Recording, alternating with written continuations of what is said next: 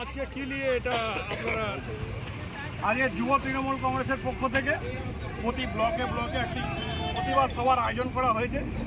আপনারা জানেন গতকাল ব্রিগেডে যে লক্ষ্যকণ্ঠের গীতাপাঠের আয়োজন যারা করেছিল, সুপার ব্লক একটি গীতাপাঠ আমরা দেখলাম এবং গীতার প্রতি যে অবমাননা হয়েছে তার জন্য আমরা ধিক্কার জানাই। তাছাড়াও রাজ্যের সভাপতি সুকান্ত মজুমদার যে কথা বলেছেন, স্বামী বিবেকানন্দের উক্তি আমরা ছিল, সেটা আমরা সবাই জানি। যে উক্তি ছিল কি গীতা পাঠের থেকেও ফুটবল খেলা অনেক ভালো, এই কথা আজকের নয়, প্রায় 300-400 বছরের আগেকার এই উক্তি। সেই উক্তিকে সুকান্তবাবু বলেন এই উক্তি নাকি কমরেডদের উক্তি। আমরা এর ধিক্কার জানাই, প্রতিবাদ জানাই। কি স্বামী বিবেকানন্দ কমরেড কবে হলো এটা আমাদের জানা নেই। স্বামী বিবেকানন্দ কমরেড কবে হলো?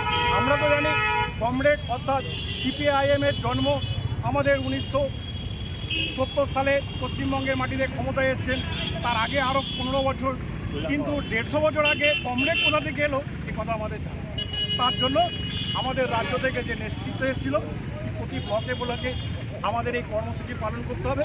ব্লক 1-এ আমাদের কীভাবে এই কর্মসূচি কীভাবে পালন করলেন? আমরা ফুটবল খেলে বাংলার ঐতিহ্য, ভারতবর্ষের সবথেকে পুরনো, পৃথিবীর সবথেকে পুরনো খেলা ফুটবল খেলার প্রতি যে অবমাননা করেছে তার প্রতি ধিক্কার জানিয়ে আমরা ফুটবল খেলে প্রতিবাদ করি। আপনার নাম? আমার নাম ভানু।